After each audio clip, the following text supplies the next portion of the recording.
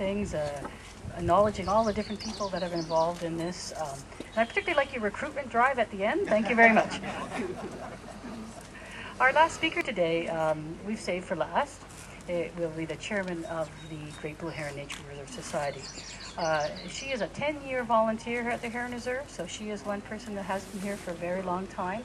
She also not only is our chair, but she heads up the volunteer planning committee, and she takes a very lead role in organizing this event today. Please welcome Eileen Lemna.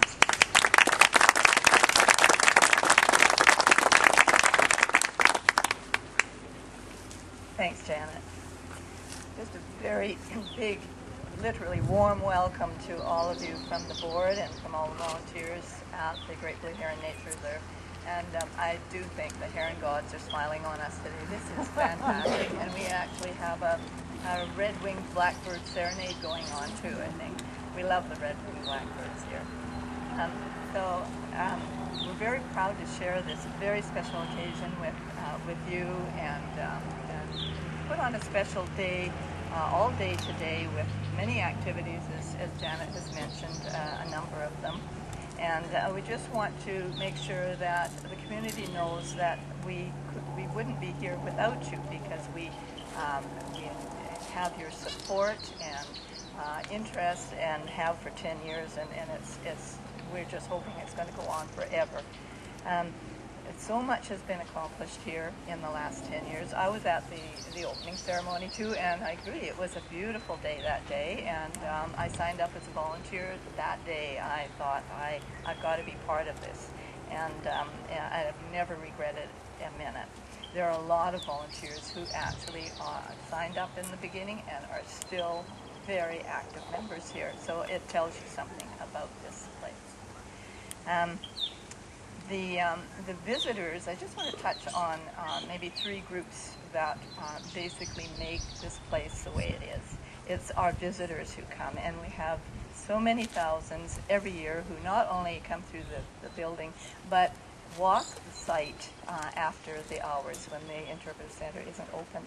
And regular people who make this a routine place to come after work to have a walk, or whatever, through any season of the year, all seasons of the year. They enjoy watching the seasons change here. It's a great place to watch that. Even though it's pouring rain, there are people out there.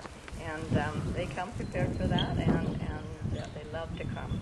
And all the birds, and birds besides the herons, the wildlife. We've got otters and mink and rabbits and beaver. We've had deer on site at one time. And we've got our bobcat, who's been in residence for probably the last 4 years. We're assuming it's the same fellow. And we've actually got neighborhood cats who have adopted this as their little wandering spot too. And we won't tell you what else they do here, but so anyways, it's such a serene place to be.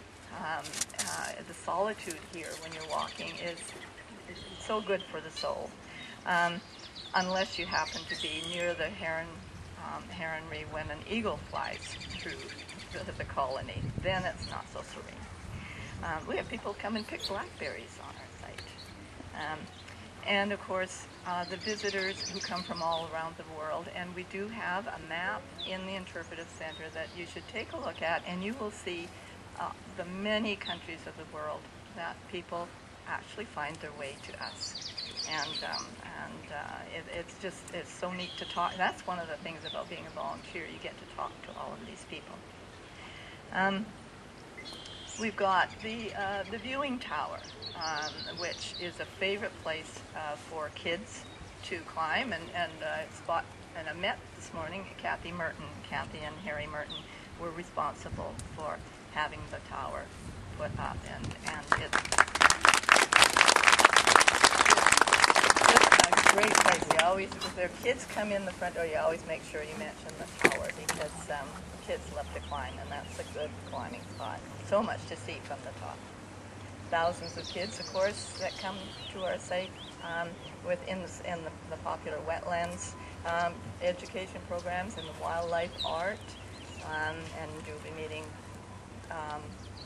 John LaFlock later as far as a special presentation in regards to his programs with the kids. The art programs, and Janet may speak to this, have become so popular with the school kids. Fun and educational for all of them. Cynthia and John do our programs. I don't see a whole lot of kids here, but today. But so many kids bring, after they've been to a school program, they bring their parents, their siblings, their grandparents here later, and so that tells you something. And there are future supporters. And then to go on to our supporters, there's so many. You can't possibly mention them all. And we've got, we've already heard from the Rotary Club of Chilliwack and the city, and we wouldn't be here without those two. And the many projects that we have here, this Rotary Club of Chilliwack has been so generous in providing funding for that and enthusiasm for it. And the city of Chilliwack, the staff there, we have had the pleasure of working with some absolutely super people. Gord, in particular, as a representative on the board, and Dave. Where's Dave? I can't see Dave. He's over here. Look it over my head. Oh, okay. It's Dave and Carolyn, and I don't know if there's anybody else here from the city. We've got somebody like Orson who comes out and helps to fix things up. They're our friends. And then inside, we are featuring a lot of some very major supporters who have funded projects here. And make sure when you're inside that you take a look at those posters, because we want to acknowledge this wonderful support we have from the community and from groups like the Chilliwack Foundation, Vancouver Foundation, some of the financial institutions and that kind of thing. The people like the Chilliwack Better Watershed Restoration Society, they put in our first spawning channels, things like that. So there's so many people that we want to acknowledge, and it's hard to include everybody in listing them. But we've got scouts who come and plant trees and shrubs. We've got the Pathways, young people who come and clean in between the bricks, when the little weeds come around, they come on a regular basis and clean that up for it. So many local businesses and clubs contribute to our special projects. And then we've got society members, and we've got purchasers of our heron nests and our bricks. If you see the bricks with the names along, that's another way that we raise funds and have people participate with us. And just general donations. If you see a metal heron in the great room there, that's affectionately known as Henry the heron. And we're always taking change out of there. And we see little kids putting pennies in there, and it all helps. It all helps, and we're so appreciative. And of course, the gift shop has become a popular spot for people to pick up some unusual and unique items. And then, of course, our volunteers. Our volunteers are the backbone of this place. There's so many of them who have, some, like I mentioned before, have been here from day one, some who have just started in the last few weeks. We have them from teenagers up into many in their 80s, the whole gamut of age groups and interests and special skills and that kind of thing. They love to welcome visitors to the center and chat with them, and of course do the gift shop purchases there. There's people who do the gardening and those who help with the education programs and special events, and those who serve on the board and different committees, and people with computer experience, which is, we hate it when Leon leaves our area because we need his expertise so much. So these people are, they're just always there. There's always people to fill the schedule, and without them, we wouldn't be open. Thousands of hours every year are given to us to keep the center open for the visitors and the education programs. And truly, and I mean this so sincerely, heartfelt, truly, we wouldn't be here without our faithful volunteers. They just, and they're so enthusiastic and whatever.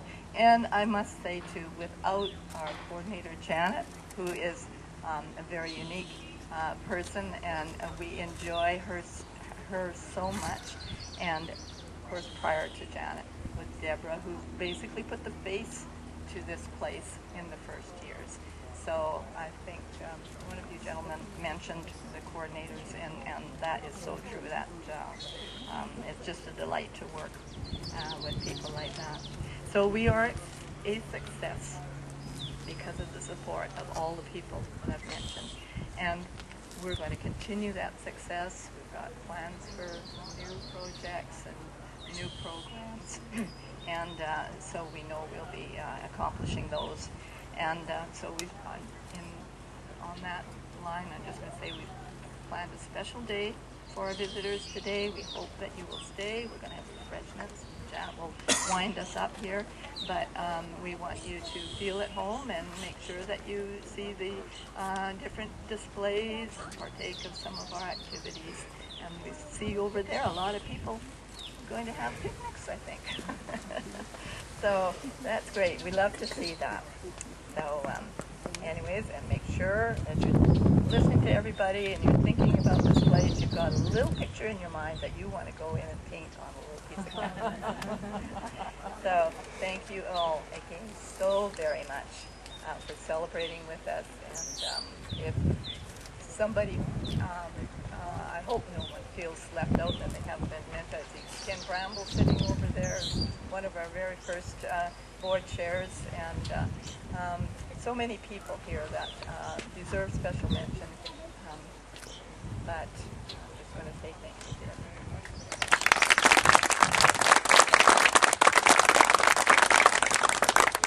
So Eileen, I'm unique. Right?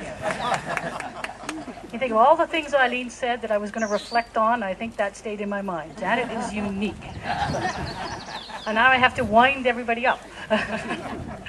But, you know, Eileen is very passionate about the Heron Reserve. I've enjoyed working with you all these years as well, and has given immense time. So thank you, Eileen, for sharing with us a little bit from the Society's perspective. Now we have only one more thing to do before we're going to break for our morning coffee. We have coffee, tea, lemonade, and a little treat up there to enjoy a little social time after the ceremony. But we do have one more little thing to do. It's not a little thing. It's a very big thing. Let me rephrase that. To commemorate this year, we asked our local artist, John LaFlock. He's a multimedia artist. He's also our wildlife art instructor here at the school, and our wildlife art is one of the most popular programs here for the schools, to paint us a heron. And he did. And I'm going to invite Eileen to help me unveil that, and invite John. Would you like to come forward as well?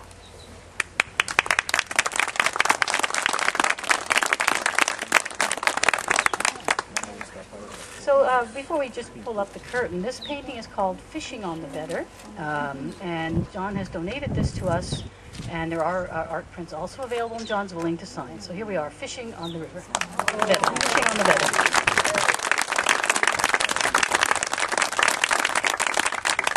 And thank you, John. We appreciate your donation to us. I hope everyone enjoys. This picture will be on display in our building forevermore.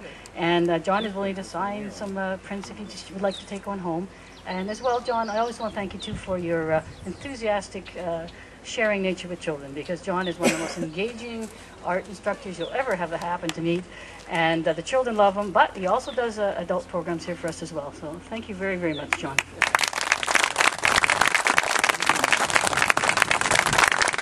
I'd like to also thank Cynthia Berg, who is our another school program instructor, and she led our Heron Walk this morning.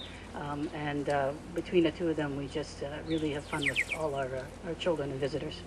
So, just in closing, I just want to say I have worked in environmental education for many, many years for different nonprofit groups, Stanley Park. I worked in BC Parks as well. And I've gone to a lot of conferences and workshops and visited a lot of different nature sites. And this really is one of the best in the country. It is very special, and we live here. We don't often get a chance to visit other nature reserves, but when I go to conferences and I show, even if I show a picture of that building, I mean, the other nature interpreters drool. I mean, they actually drool, because, they have a shed where they keep a couple of stuffed owls that they pull out for the school, and they stand in the rain under umbrellas. We have this amazing facility here, and as we've shared today, it's enjoyed on many different levels. And also, so I'd like to thank Jerry, Kevin, Gord, and Eileen for sharing with us all some of our history, some of our vision, some of our hopes for the future. And I hope that all of you will stay for a cup of tea or coffee, lemonade, and a treat, and enjoy looking around the reserve today. There's many volunteers labeled with their tags, so please feel free to ask any questions. And again, thank you very much for helping us celebrate today.